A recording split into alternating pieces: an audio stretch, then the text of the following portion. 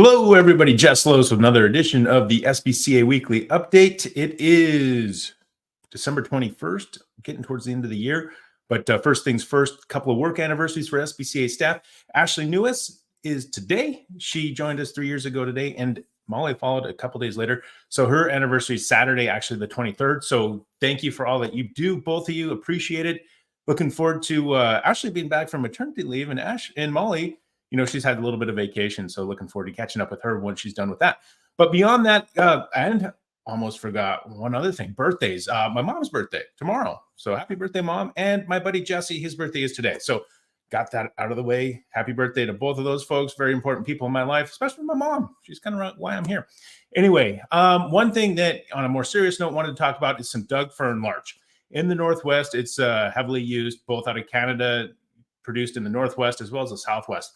And it's come to our attention that there's been some misunderstanding is probably the best way to take it on what where the lumber is produced, what stamp is on it, and what grades are associated with that. So wanted to clear that up in a couple different ways. We are working on an article, kind of, something we'll put in industry news within a week or two, probably that first one of the new year. We're kind of aiming for that. But the long and short of it is all lumber, we use typically Douglas-Fir-Larch, SPF, Southern Pine, Hem Fir, maybe some other weird ones from Europe or something once in a while, but they all have associated lumber design values with that. Beyond that, it's not like we have an SPF tree. That's a grouping of spruce, pine, fir. We kind of understand that. Well, Douglas-Fir-Larch is one of those as well. So there's probably three different botanical names that go into that Douglas-Fir-Larch grouping. But depending on where it is produced and probably where the tree is harvested is where we're getting into some of the confusion. So based on where it's at, if it's in the Pacific Northwest, whether it's Washington, Oregon, Idaho, Montana, maybe some Wyoming, I don't know if I mentioned Idaho in there, but them too, that's going to be kind of your standard Douglas-Fir-Larch. You're going to see DFL on the grade stamp somewhere. A lot of them are just kind of a triangle with the DFL. Those that are produced in Canada or harvested in Canada, that's going to be a Douglas-Fir-Larch North. Those have separate grade values or different structural values associated with them based on where they are. And that you get into a lot of different things, which we'll explain in the article as far as, why the National Grading Lumber Agency in Canada does some things. WWPA in the US, PS20 kind of comes back to some of that.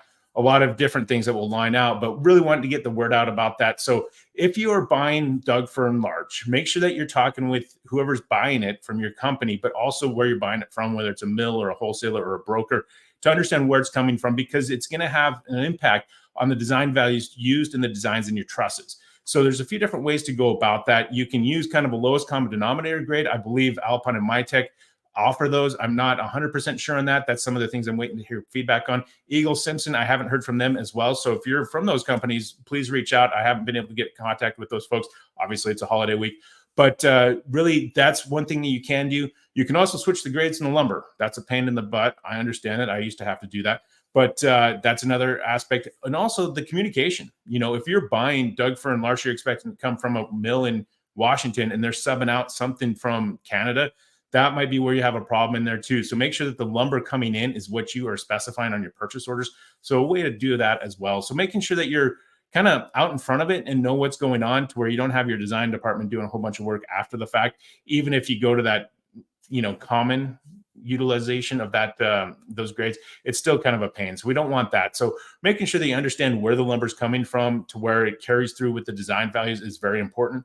And just a caveat, you might see a Douglas-Fir-Larch DFL-S, that's south for things that are produced in the Southwest. That's, think of Arizona, Utah, New Mexico, Nevada. So any Doug-Fir that you're buying from those areas, that will have a separate. So really within Douglas-Fir-Larch, there's going to be three different categories, making sure that the lumber that you buy, the lumber that comes in, matches the grade that you're using in your design software that ends up in the trusses. So it's kind of that chain of custody, making sure that component manufacturers are doing it properly.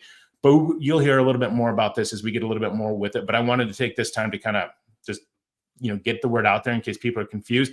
Make sure you reach out. We will touch base on a lot of different things there. Beyond that, wanted to similarly, Digital QC, talk about a couple different features there. If you're not using Digital QC, you should, especially if you're an SBCA member. reach out to our staff as to learn how. This is a great time of year to be able to put that in place. But one of the features we've got is if you find a truss that has a problem, let's say it's missing a plate and you inspect it, you're non-conforming. Well, you have to take it a step beyond that to illustrate how you corrected the non-conformity. And we're having about half, we've got about 6% of trusses that are inspected have some sort of non-conformance. Half of those they're not reporting how they're correcting it. So imagine, you're doing your QC, you find a truss without a plate, however that happens. And you're like, great, we found, we're doing QC, we're doing our job, but then you just ship it without doing anything to it. That's what you're articulating when you don't use that corrected function. So that's one of those, whether you're the top-down plant manager watching this or you're the QC inspector doing it, make sure you're following through and telling the program, the software, the program, your processes, how you're correcting it when you do find those that are out of conformance. And that's a really big deal because that's one of those to where, it's one thing to find it, but it's another to fix it. If you don't articulate how you fixed it and you did, it looks like you didn't on the paper. So that's one of the things about the QC that we're going to be talking about as we get into next year as well. Really looking at things that we need to highlight. And we're going to be beating the drum on digital QC in general. And kind of the final, I've been doing a lot of work on trying to understand just how many component manufacturer companies, as well as company locations there are. And when I look at those that are using, whether it's SBCA, Timber Products, or PFS Tico, or anybody else, it looks like only about half of the locations in the country are using some sort of third-party audit service for their QC program. Now, yes, there's ways around that and there's other things, but I just think that we need to really, as an industry, promote the usage of a QC program. One, it's required by TPI 1, the design standard for metal plate connected wood trusses, which I'm getting good at rattling that off. But it is one of those that we really need to articulate that. We want, kind of that rising tide is going to lift all boats, and each boat is a location that is one of our component manufacturers. Whether you're an SBCA member or not, we need to get you doing QC. It's very important, and make sure that you're building quality trusses so that you or your competitor, whoever, isn't giving our industry a black eye, because we want people using the best trusses ever. And that's going to be how we grow this industry and the usage of components throughout. So with that, went a little long, but a couple good points in there with that Doug-Fir-Larch. We will be getting back in touch on some of that, as well as digital QC, utilizing all of the features there, especially that corrected function. So till then, next week, I'll be working. I'm going to be in the office, so you'll probably see maybe a holiday edition midweek between Christmas and New Year's. But till then, Peaks Up, Press On. Have a Merry Christmas. Have a happy Christmas Eve and all the other holidays in between. It's a lot right now for everybody to remember. But hopefully you get some time with your friends and family. And again, we will talk to you soon. Goodbye.